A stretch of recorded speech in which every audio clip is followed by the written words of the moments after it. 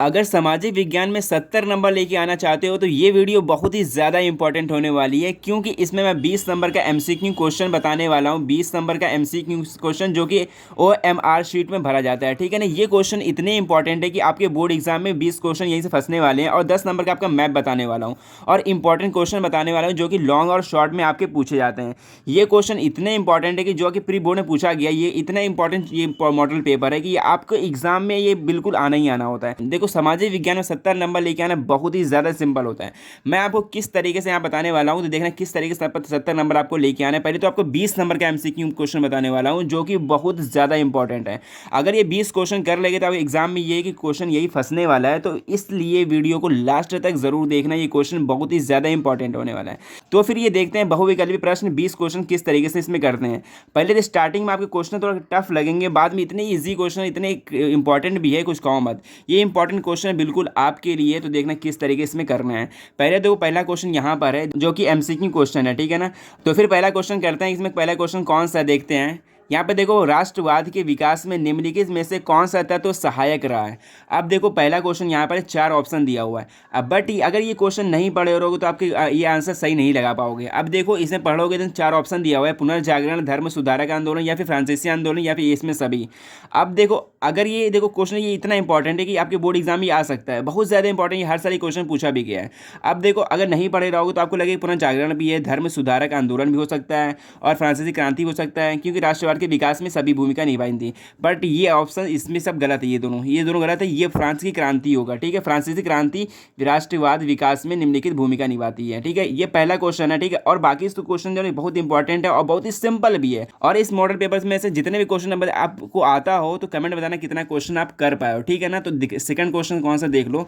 सविनय अवज्ञा आंदोलन में महात्मा गांधी ने नमक को अत्यधिक महत्व क्यों दिया था। अब इसके बारे में बताना है। देखो, अब देखो, ये ऑप्शन भी बहुत ही तिगड़म ऑप्शन है।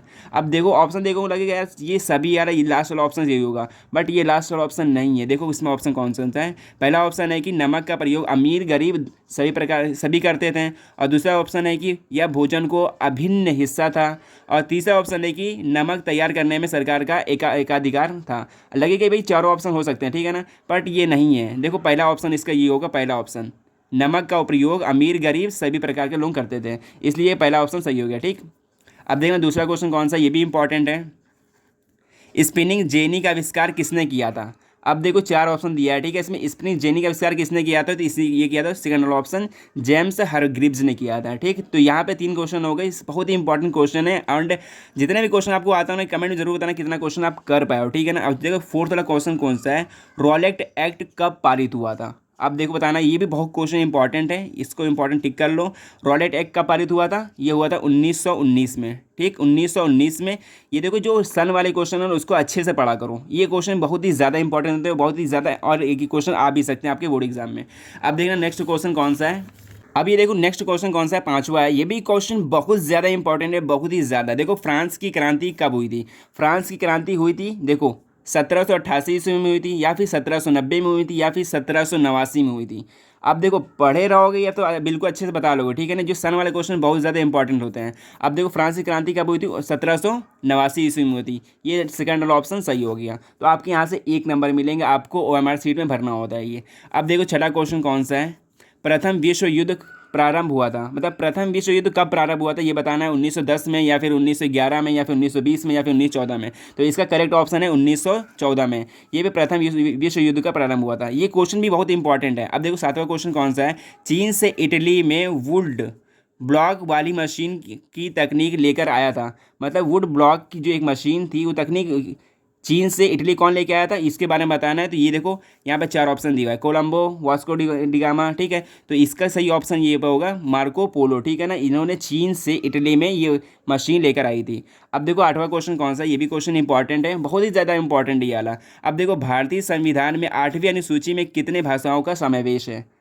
भारतीय संविधान की 8वीं सूची में बताना है कितने भाषाओं का अनुवेश है, समावेश है। तो इसमें देखो ये है 22 भाषाओं का समावेश है।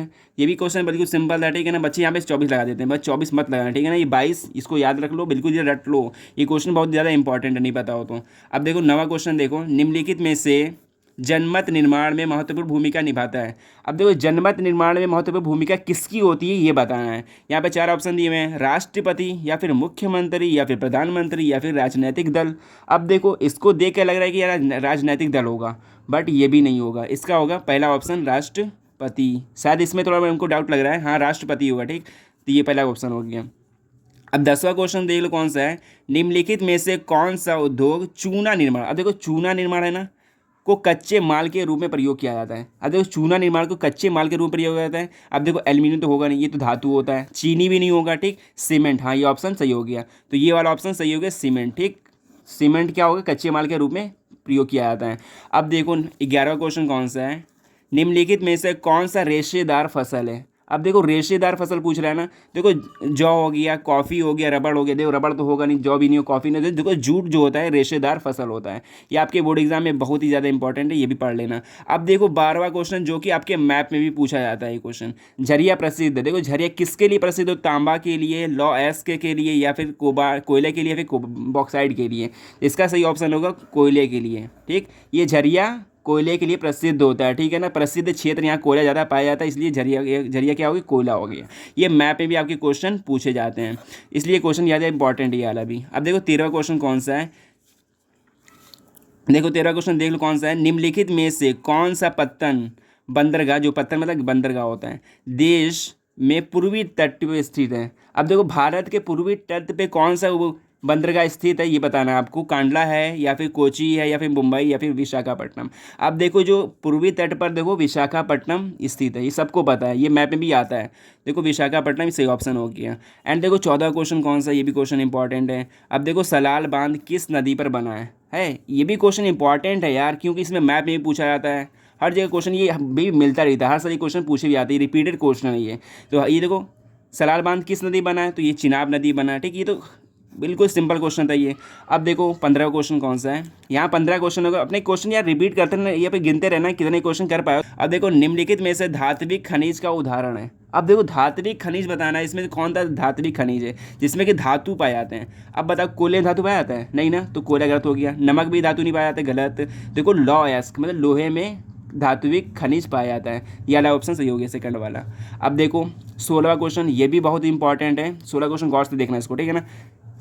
सुंदरवन राष्ट्रीय पार्क किस राज्य में स्थित है। अब बताओ सुंदरवन का तुमने डेल्टा पढ़ा होगा, कहाँ पर है, जो कि पश्चिम बंगाल में, कोलकाता है, ठीक। तो ये वाला ऑप्शन सही हो गया, तीसरा वाला, ठीक। सुंदरवन का डेल्टा कहाँ पर है, पश्चिम बंगाल, इसी को पार्क ही बोलते हैं, सुंदरवन पश्चिम बंगाल में। ये सही ऑप्शन हो गया तीसरा। अब देखो नेक्स्ट वाला क्वेश्चन देखना, 17वां क्वेश्चन कौन सा है।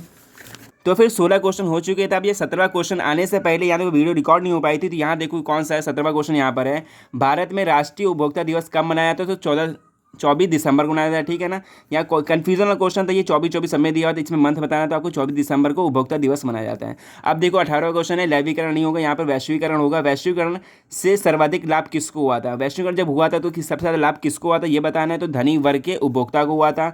और 19वां क्वेश्चन ये है कि एक वस्तु का अधिकांशतः प्राकृतिक प्रक्रिया में उत्पादन कहा जाता है, तो फिर प्राकृतिक प्रक्रिया में उत्पादन को किस क्षेत्र में आता है, तो प्राथमिक क्षेत्र में आता है। पहला ऑप्शन सही हो गया। अब देखो 20वां क्वेश्चन कौन सा है, निम्नलिखित में से उत्पादन का साधन कौन सा है। उत्पादन का साधन बताना है। पहला उत्पादन किस तरीके से होता है, पूंजी लगाओ तो आपके उत्पादन हो जाएगा, पहला ऑप्शन सही हो गया। तो यहाँ से 20 क्वेश्चन हो गए। देखो 70 नंबर आपके बोर्ड में लेके आने होते हैं, 20 नंबर अगर यहाँ से कर लेंगे तो बहुत ज़्यादा इंपॉर्टेंट क्वेश्चन था। और 10 नंबर आपका मैप, इस वाला वीडियो देख सकते हो, ऊपर आ रही हो एक वीडियो की लिंक आ रही हो, इसकी लिंक आपको डिस्क्रिप्शन बॉक्स में मिल जाएगी, देख लेना वहाँ से जाकर। और देखो 30 नंबर यहाँ से हो गए, 40 नंबर आपका क्वेश्चन आता है। अब देखो इंपॉर्टेंट क्वेश्चन आपको बता दो कौन कौन सा क्वेश्चन है।